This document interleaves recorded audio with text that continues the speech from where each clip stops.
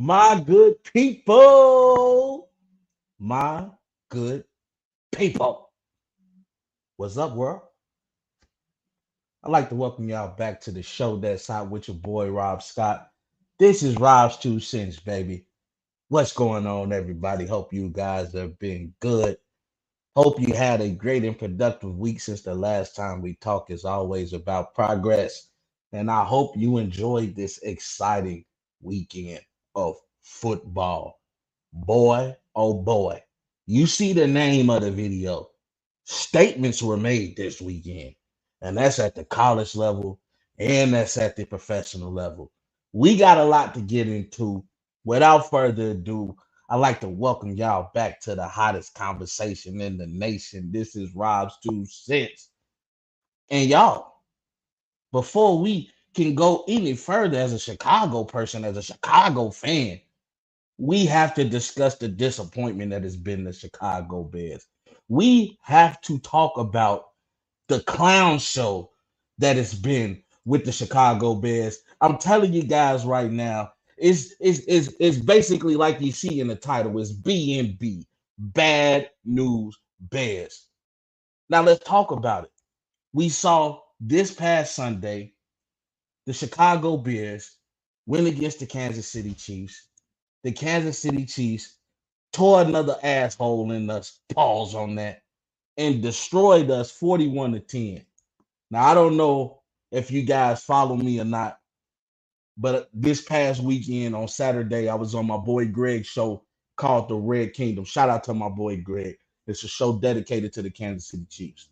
And I was invited because the Bears had the unfortunate news of having to play the Kansas City Chiefs, the reigning defending Super Bowl champions. At a time right now where they need confidence in their offense, we know that they lost game one against Detroit. They haven't been looking the same, even though they've been able to get back to their winning ways. And I specifically said on the Red Kingdom that if you need to gain any type of confidence, then the Chicago Bears is the team that you want to play.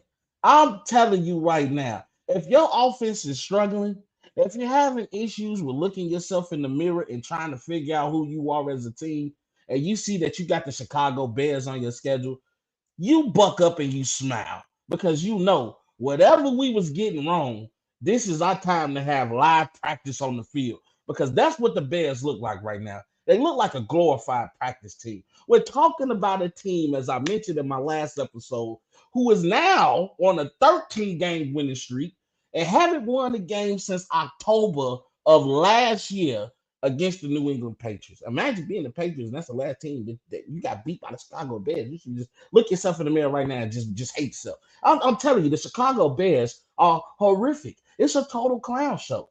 Now, Justin Fields made some comments, and he talked about how the coaching has affected. Matter of fact, I'm gonna let you guys take a look for yourself. Oh, that boy Rob, he turning up now. I'm gonna let you take a look at for yourself and see what Justin Fields said. Let's tune in. Felt like I was kind of robotic and not just not playing like myself. So my goal this week is just to say F it and just go out there and play football how I know how to play football, and that's not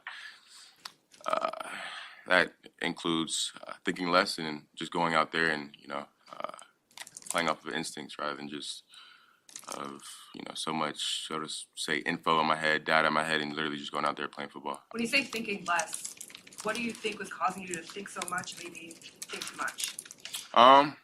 Could be coaching, I think, but at the end of the day, it makes it. They're doing their job when they're giving me what to look at and stuff like that. But at the end of the day, I can't be thinking about that when the game comes. I prepare myself throughout the week, and then when the game comes, it's it's time to play free at that point. So just thinking less and playing more. Now you just heard it from Justin Fields yourself. What he is saying is the coaching that he's hearing in his ears. He's hearing too many people calling calls, trying to read the defenses for him instead of letting him play the game the way he knows how to play. What Justin Fields is saying, simply put, is too many damn cooks in the kitchen and don't nobody know how to damn cook. And that's the problem with the Chicago Bears. Now, we've seen a fiasco with defensive coordinator Alan Williams. He has resigned. A lot of critics and reports and analysts are saying that he was forced to resign. We don't know the reason behind it right now. The Bears organization is saying that it's health issues and family related. But he resigned. He up and leaves. Had a whole rumor going out here that not only did he get raided, but Hallis Hall got raided by the FBI. Now, thank you to my brother Jerry Rouse, who I was also on his show this past Sunday, the Rewind Sports 60, as we did the Bears post-game wrap-up. He knows the lawyer that's representing Alan Williams. And he said that was completely false. Those were rumors. The Bears organization came out and said Hallis Hall did not get raided. Those rumors were false. These were lies. But what we do know is that he resigned, and now Coach Eberflus is calling defensive plays, and it's not good. Let's talk about the progression of Justin Fields. So far, in Justin Fields' 2 year and 3 game career, he's only thrown for about 4,600 yards. Patrick Mahomes threw for 5,200 yards last year in one damn season. In 2 years and 3 games, you've only thrown for 4,600 yards? Are you kidding me? Now, we can blame that on coach. We can blame that on offensive line. He did get sacked 55 times last year. He is currently sitting at about 15 sacks this year. I mean, I told you guys last year, the Chicago Bears offensive line couldn't stop a cold. If that was medicine, they couldn't stop a cold. Okay? Tylenol. They only give you 24 hours of protection, and after that, you're on your own. And the Bears suck. It simply put, the Bears suck. And then, not to mention, Soldier Field gets robbed for over $100,000 worth of lawn equipment. Are you kidding me? Which, ironically and conveniently, this news comes out right after Alan Williams resigned. Could it be a distraction? I don't know. I just know it's a complete clown show with the Chicago Bears. We need to get it together. You go get a DJ Moore. You go get a playmaker who you don't even allow to make plays for you. We see the regression, not progression, in Justin Fields. The offensive line has sucked the entire time since Nagy up until now. And the defense, we supposed to be the monsters of the midway? Are you kidding me? Are you kidding me? If I seen the Bears defense standing on the corner, I'm walking past all of them. I'm walking through the middle of the circle. That's how soft they are. And I'm looking you in your eyes as I'm walking by. Soft. I'm sorry, y'all. I don't mean to be so animated, but being a Chicago Bears fan, it's very frustrating. Because every year, even though we were on, technically at the time, a 10-game losing streak going into the new season, everybody was hyped for the Bears. Everybody was hyped for the Bears. And now we see that we were all hyped for nothing. We were hyped for nothing. And before we just point fingers at Justin Fields, I'm pointing fingers at the whole damn organization. I'm pointing at the McCaskills. I'm pointing at Eberflus. I'm pointing at Ryan Poles. I'm pointing at anybody who has something to do with this damn roster we see in front of us today. Because the Chicago Bears got to be the laughing stock of the league. Last in offense, last in defense. As I mentioned before, the only damn thing we got forward, good to look forward to with the Chicago Bears is the damn field goal kicker. Are you kidding me? He the best player on the damn team. Get it together, Chicago. It's a damn shame. But I'm going to get off you a little bit, Chicago. Because we saw you got another team that's just as bad as you. In the Denver Broncos. We saw the Denver Broncos get beat by 50 points. 50 points. That is a damn shame. You should be embarrassed. You should not want to call yourself a football team. And everybody want to point fingers at Russell Wilson. That ain't a Russell Wilson point problem getting beat by 50 points. That's everybody damn problem. Sean Payton came in this, and I know he damn well wish he would stay retired. He said, "What have I walked into? What kind of nonsense have I walked into?" I'm telling you guys right now, the Dolphins sent the message to the NFL, not just to the Denver Broncos, but to the whole damn NFL to let you know, in the words of my boy Coach Prime, we ain't no longer coming. We here. And right now, the Dolphins has to have the scariest offense in the league. Let me point you guys out to something real quick. Take a look at the screen. Take a look at the screen for me, okay? Right here, this graphic that I'm showing you are the fastest speeds recorded by ball carriers in the NFL this season. Do you guys notice something with that top six? Don't worry, I'll wait.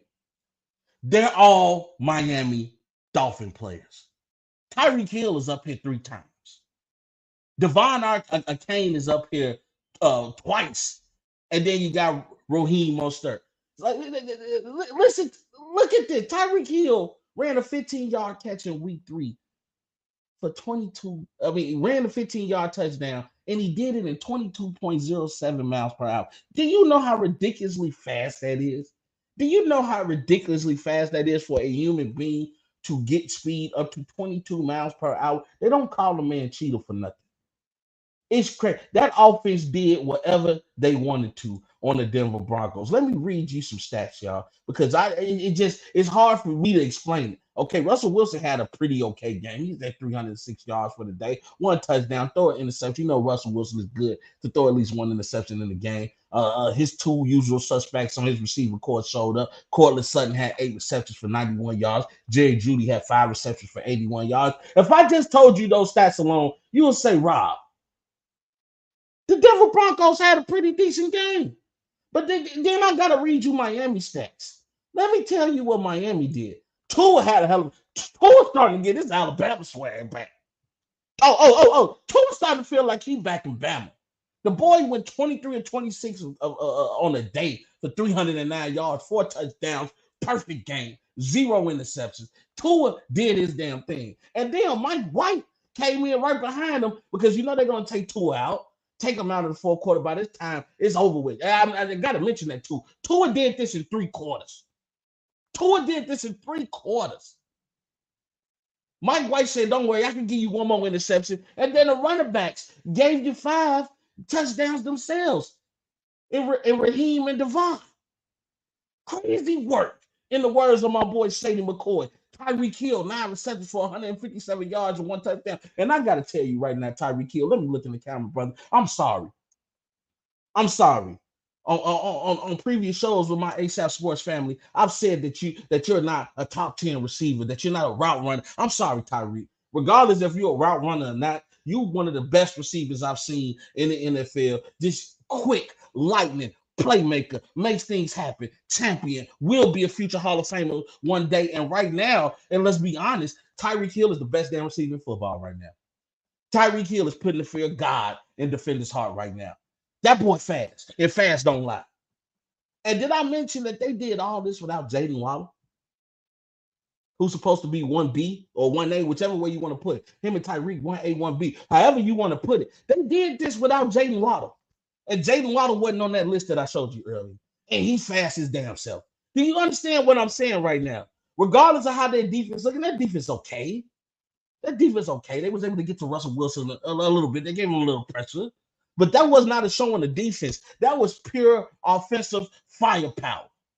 That was Tua going in there flexing muscles. That was Tyreek Hill going there and running all over people, letting them know you can't catch a damn cheetah.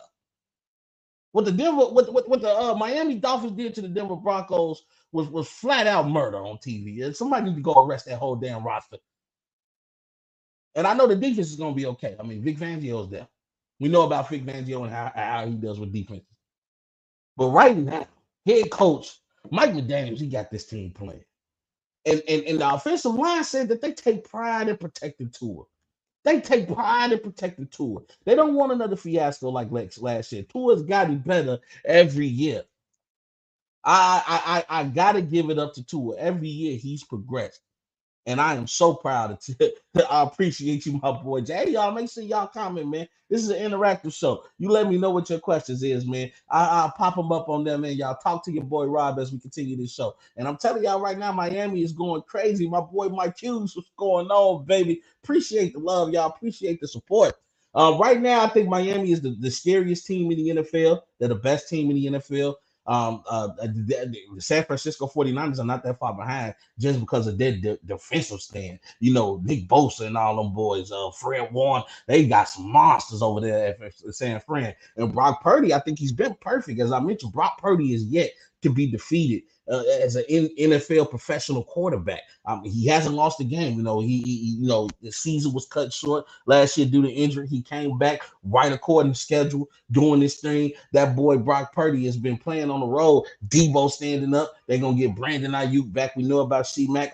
You know what? Right now, if you had to ask me today, Rob, who's gonna be the Super Bowl teams that's competing? I'm gonna say San Fran versus Miami right now. They're a little bit above everybody else. I think the Eagles are going to get themselves warmed up, and they're going to get right back into the thick of things. They need to figure out some things on that offense.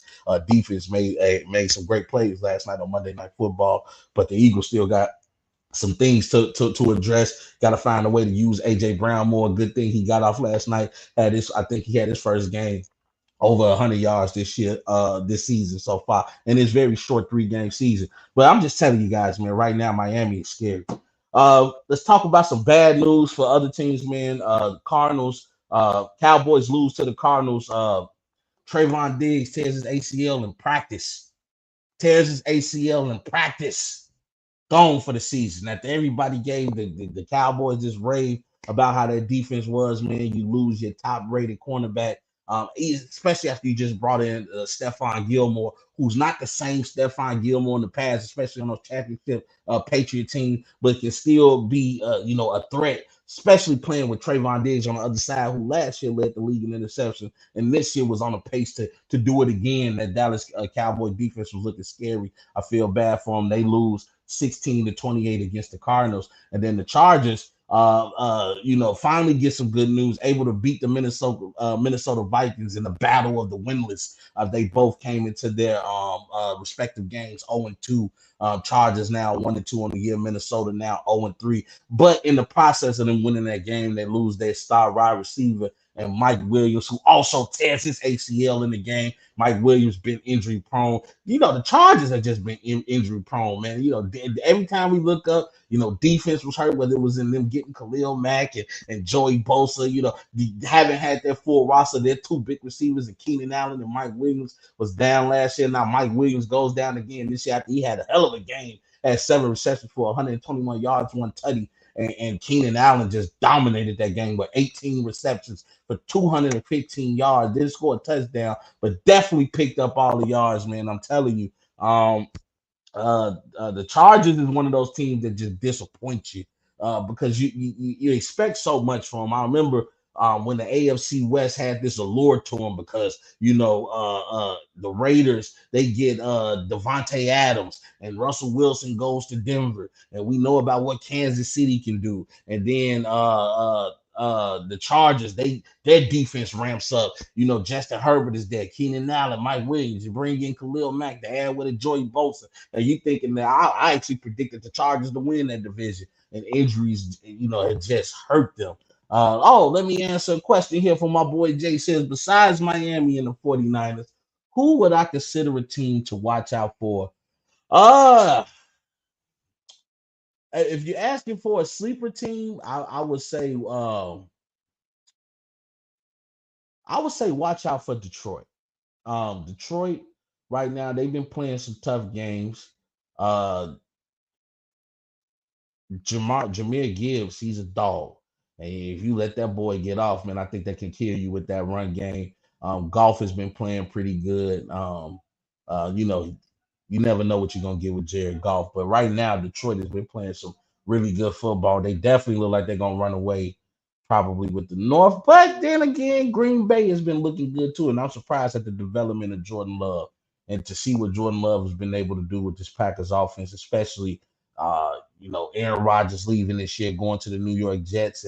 and he got the full confidence of his team. These guys were ready to play for Jordan Love. On numerous interviews, they said Jordan Love was their guy, and I'm happy to see that the young fella has been doing pretty good. Your usual suspect. You always got to watch out for the Eagles. You're gonna have to watch out for the Cowboys, even though nobody trusts Dak Prescott. Dak Prescott is just sooner or later he gonna do something to throw away the game. But that defense that the Cowboys have, man, even though they lose Trayvon Diggs, they still got that boy Michael Parsons. They still got D-Law. They still got Stephon Gilmore. That's still not a defense to take lightly. So those are my teams to watch out for. I would say the Ravens, but right now they're also dealing with some injury issues. So if they can get Odell Beckham Jr. back, give Lamar Jackson somebody to throw to, you can never count out the Baltimore Ravens. Let's keep the show going, though, man. And our thoughts and prayers are with Trayvon Diggs and Mike Williams. I hope you guys have a quick recovery from your ACL. I know you're gone for the season. Make sure you rehab. Make sure you take care of yourself. Get your rest, man. And hopefully we can see you guys back on the field next year. I'm going to talk a little basketball right now. Even though I know the NBA season is about 4 weeks away, I heard some interesting comments. Tony Parker has a show called Squeak, spelled Skweek. Shout out to Tony Parker, Hall of Famer. And he had a panel with Paul Gasol, and he had Dirk Nowitzki was on that panel, and Dwayne Wade was on that panel. And Dwayne Wade said some interesting comments that had me thinking. I want to hear what you guys think. Take a look at this. I remember cutting my TV off as soon as when Kobe ran and grabbed that ball. I was like, LeBron. All right, LeBron. Especially losing against them before. CV, I ain't lying to you. I'm not lying to you. I cut the TV off when I watched that shit, and I watched Kobe run and grab the ball and celebrate. I was like, so what you gonna do? That was our summer free agency. They were dominating. Like, Kobe was winning all these rings. I was like, wait, hold on. Now he got 5 and we got 1? Like, no. Funny, right? So I watched that and I think to myself, I say, I know that had to be tough for a competitor like Dwayne Wade to admit that. But it also got me thinking, it really dispels a lot of rumors that were going on. You remember when the Big Three formed in Miami, a lot of people primarily said it was to beat Boston. I mean, everybody thought Boston was the threat to come out of the East, even though the Big Three in Boston with Ray Allen and KG and Paul Pierce, they were in the latter part of their run. They still had made it to the NBA Finals in 2 out of the 3 years that they were together in Boston. And the only reason I think they missed the previous year is because KG got injured, honestly. I don't think the Orlando Magic would have beat Boston Celtics had KG been there healthy, and the Big Three in Boston would have been able to go on another run. That's just my personal opinion. But I will say this, it dispels that rumor that Boston was the only reason that Miami formed. You heard it straight from Dwayne Wade's mouth. This just tells you guys how special Kobe was, because Kobe was special. I mean, he dominated a lot of. I hate this thing that's going around and saying that Kobe didn't run the 2000s. Honestly, I understand that the Spurs won. I think they won 4 rings during that. Oh no, 2 rings during that time. They won in 03, and then I believe they won in 07. So I get that. I get that the Spurs were dominating at that time. But also, we got to also look at what Kobe was able to do with the Los Angeles Lakers. I remember he had already had a 3-peat going into the 2000s. He ran 2000, 2001, and 2002. Granted, he had Shaq. I understand that at that time, Shaq was the most dominant big man we've ever seen. You gotta just call it ace and ace. But after the whole debacle of Shaq leaving LA, Kobe took over, and he took that sorry ass team as far as he could go with the battles he had against Phoenix, scoring 81 against Toronto, just completely lighting up the stat sheet with just buckets at the buckets at the bucket. I mean, Kobe was on a damn tear. And now we look, Dwayne Wade letting you know, once he got Paul Gasol, we knew, that's going to be a hard team to beat. That's going to be a very hard team to beat. Kobe and Paul Gasol playing on top of that game, especially Dwayne Wade had just played with Kobe in the Olympics. So him and LeBron got to see that up close, and they realized that, man, let me tell you something. Oh, thank you, Jay. I appreciate that. Yeah, 03, 05, and 07. So they won 3 rings during that time. So just to see that, Dwayne Wade giving Kobe his props, man. It was love. I appreciate the fact that he mentions that, and dispel this rumor. To me, like I said, I got Michael Jordan, Kobe Bryant, LeBron James. However you want to put those 3 in order, it's up to you. Clearly, Michael Jordan better be your number 1 if you call yourself a basketball fan. But however you want to put Kobe and LeBron, is clearly viewer's choice. It's cool. It's clearly about preference. But to not mention Kobe in this top 3, y'all insane. Kobe put the fear of God in people. And then we know, of course, they tried to experiment, bringing Dwight Howard and Steve Nash over there. It didn't work. And then Kobe tears his Achilles, and then that's the end of the legend we know as the Black Mamba. But Kobe put the fear of God in people, and I'm just glad D-Wade gave him his credit out here, man. And then we got to talk about what happened Saturday, Lord Jesus. Dion. Oh, I'm sorry. No disrespect. Coach Prime took his Colorado Buffs into Oregon for a Saturday afternoon game, and Oregon proceeded to make a statement against the Buffs, beating Colorado 42-6. I'm telling y'all, man, I was so disappointed in what happened, but I knew it was coming. Anybody who watches college football knew that it was going to be damn near impossible for the Colorado Buffs to beat this Oregon team. Before we even get into skill, before we even get into talent, as the old adage goes, you cannot teach size. And if you look at that Oregon team and you look at the size of the Colorado Buffs players, Oregon just looked like men playing amongst boys out there. The offensive line kept Bo Nix off the grass all day. The defensive line made life a living hell for Shedeur. Shedeur wasn't able to be his Shedeur self. He didn't have a bad game, but he didn't have a good game. Shedeur was 23 of 33, 159 yards on the day for 1 touchdown. Just, the run game couldn't do anything. And then you look on the other side of the ball, and Oregon had their way. Marquise Irvin had 10 carries for 89 yards. Bo Nix, 28 of 33 on the day, 276 yards, 3 touchdowns, only 1 interception. And then Troy Franklin, who just had a hell of a game that day, was all reliable for Bo Nix all day. 8 receptions for 126 yards for 2 touchdowns. I mean, Colorado got jumped on from the moment the ball got kicked and the whistle blew for the game to begin. It was horrible. I want to show you guys something, and I think this was the reason that they were so pumped up. I want to give Coach Dan Lanning some props for not egging on Colorado and giving them bulletin board material, for making it personal, as Coach Prime would call it. But before that game started and the cameras got to witness, this is what his team heard. Rooted in substance, not flash. Rooted in substance. Today, we talk with our pads. You talk with your helmet, right? Every moment. The Cinderella story is over, man. Right? They're fighting for clicks, we're fighting for wins. There's a difference, right? There's a difference, right? This game ain't gonna be played in Hollywood, it's gonna be played on the grass, right? It's gonna be played on the grass. Let's go.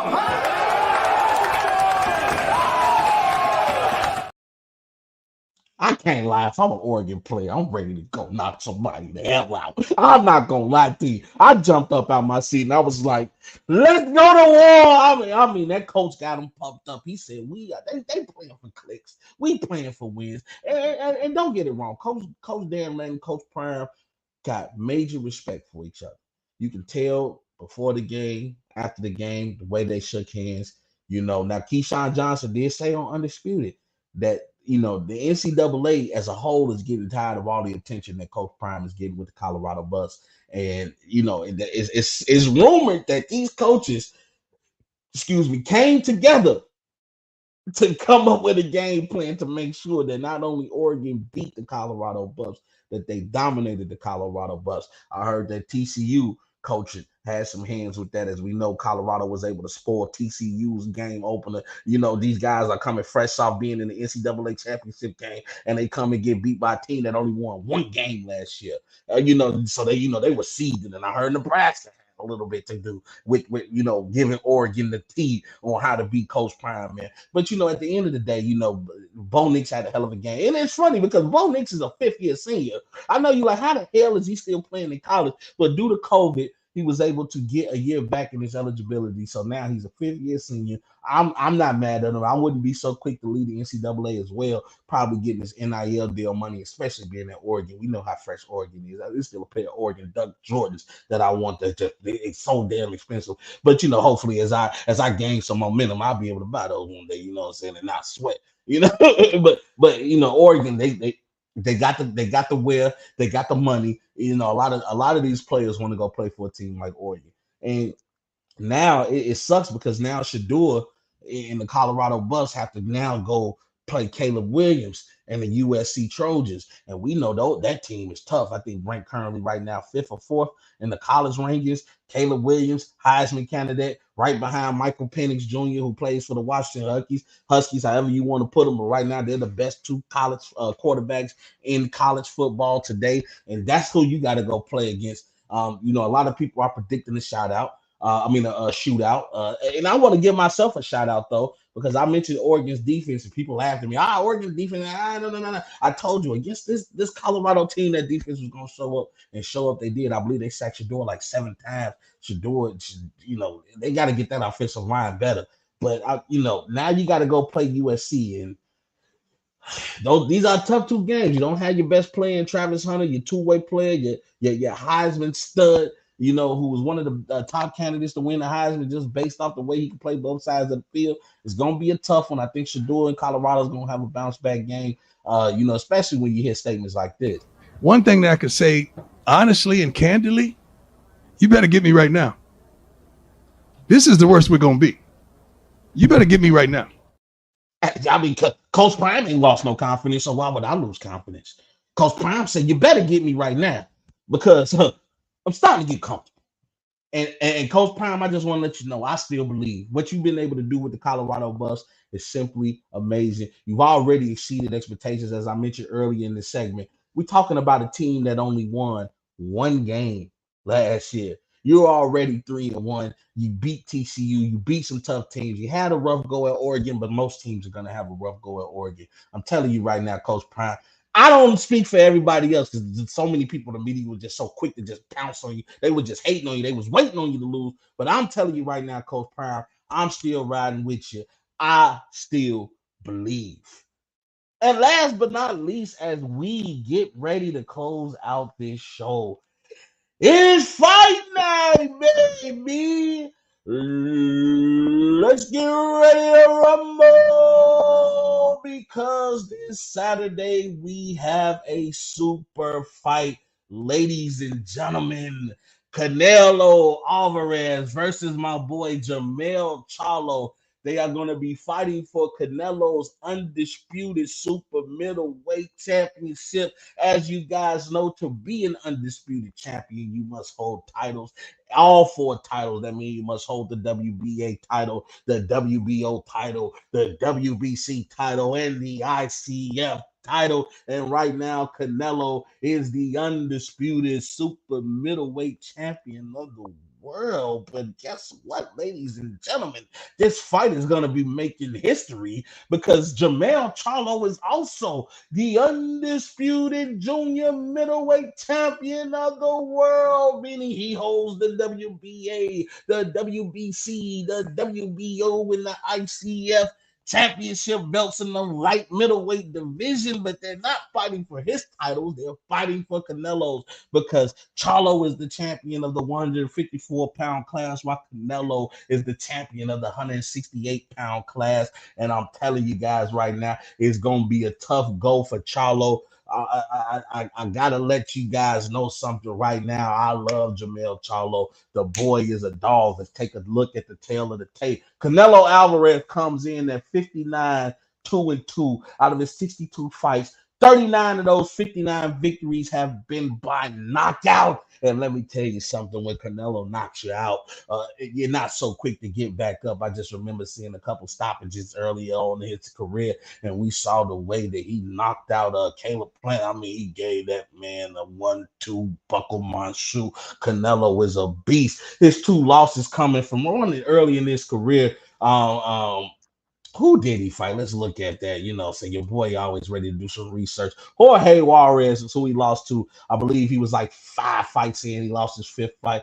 Who doesn't matter? But the most important loss coming against Floyd Mayweather, which I think was significant in Canelo's career because Canelo learned a lot from losing to Floyd Mayweather. I think he learned the value of counterpunching and in defensive fighting, because after he fought Floyd Mayweather, Canelo was on the roll, even beat one of his rivals in Gennady Golovkin. We know about that great trilogy with him and Triple G. Canelo was a dog, man. And he also lost to Dimitri Bivol. Him trying to step up to that light heavyweight. Coming from middleweight, trying to step up to light heavyweight is a big difference. I believe that's 180 pounds. And right now, Dimitri Bivol is still the reigning defending light heavyweight champion of the world. So no qualms there for Canelo losing, man. And I just want to give a quick shout out to everybody watching. I see you, I appreciate you for watching, man. I see my boy John B in the place to be for watching. I see my boy Pops Tony up in the building. Hey, Mom, what's going on, man? Got love for y'all, man. Thank y'all for tuning in, man. It's been a beautiful show. But yeah, as we get continue to talk about the fight, you look at the other side of it. You got Jermell Charlo. This is gonna be a tall task, as I mentioned. He's the middleweight champion of the 154-pound division. So I'm telling you guys right now, he's fighting a guy that's sitting at 168 pounds, and Canelo's already a heavy hitter, and he's gonna put that weight on him, man. I'm with you, Pops, man. I got Canelo for the win. Both of these guys, man, they're knockout artists. Charlo comes into the bout. He's 35, 1-1, 19 of those, 35 of those, 35, 1-1, 19 of those victories coming by way of knockout. And he has a twin brother in Jermell Charlo, who's the middleweight champion of the world. Now, he's not undisputed, but he's the middleweight, and here's the kicker. They're twins. So if you guys don't watch boxing, Jermell and Jamal Charlo are twins, and I believe that they are the first pair of twins to both hold titles in professional boxing. These are both great talents coming out of the great state of Texas, representing H-Town. So I'm telling you, man, it's gonna be a fight. Now, my boy Jermell, he's not just gonna come in and lay down for Canelo. Chance Crawford has been talking in Jermell's ear, and he wanna see what he can do with Jermell. And Jermell said, man, you ain't on nothing, bro. I'm looking at bigger. I'm looking at bigger fish. I want to go fight Canelo, because if I can knock somebody out like Canelo, if I can beat somebody like Canelo, you can't not doubt me as being the top pound for pound fighter. And we know Canelo has been already viewed as one of the best fighters to ever do it, especially in the Hispanic world. The Mexicans, Hispanics in general, they're known for their strong love of fighting. But the greats like Robert Guerrero, the greats like Oscar De La Hoya, the greats like Miguel Cotto. Hispanics have been running the boxing lane for a long time, and I always love to see a good fight. And Canelo has that Mexico pride, that Mexico pride. In the words of Eddie Guerrero, he got that Latino heat. So he's gonna be looking to come in and knock Jermell out. They both been on winning streaks after their losses. Jermell Charlo losing his title to Tony Harrison back in 2018, and then coming back or 2017 and coming back in a rematch and beating him in 2019 in December to get his title back, knocking him out in the 11th round. That first fight with Tony Harrison was very controversial, as everybody just said that they felt like Charlo controlled the pace of that fight, but this guy wins in a unanimous decision. And I believe before he even knocked out Tony Harrison, he was losing in the scorecards again, which was impossible because he was definitely dictating the fight. So this is going to be an interesting fight, man. As I mentioned, it's going to be this Saturday. Make sure you guys tune in, pay-per-view, Showtime, watch the fight, get your bet on. I'm betting Canelo gets a knockout in the 6th round. I think Charlo is going to put up a good fight, man, but Canelo is probably one of the best counterpunchers in the game. And if Charlo is not careful, Canelo will catch him, and he will lay that boy what we call the hell out. And that's been my show, ladies and gentlemen, man. I got love for y'all, man. Nephew, I love you too. Thank you for tuning in, my boy. Hey, man, I got love for all y'all, man. I appreciate y'all for tuning in. This has been a very interactive show. As you see, your boy has taken some pride in himself in this show, and I'm trying to bring a whole production in, doing this thing by myself. I'm the producer and the talent, baby. What you know about that, man? Make sure y'all tune in next Tuesday as we'll discuss everything that happens during the weekend over the weekend. And then you guys also make sure you tune in once the NBA season starts. It's going to be going down, as your boy will then be going to 2 days. He'll be doing Tuesdays and Thursdays just to make sure you got all the sports talk that you need in your system, man. I appreciate you, my boy Chad. Thank you for supporting since day one. My cousin Jeff, love you. And thank you, mama, as always. I live to make you proud. Ain't nothing like doing it for your mama. I got love for y'all, man. I hope y'all have a great evening. Thank you for tuning in. Again, check me next Tuesday, 7 p.m. And you guys already know the slogan, baby. We gone. There's a bigger fight going on. There's a much bigger agenda than the streets. And I know sometimes it's hard to see that far in front of us, but we have to look past the illusions, look past the delusions of grandeur, and look at the bigger picture. We need to become better versions of ourselves each and every day. Fight for what you believe in. Because if you stand for nothing, you'll fall for anything. We just getting started, baby. You guys know the slogan now. Hope you all have a great evening. And we gone.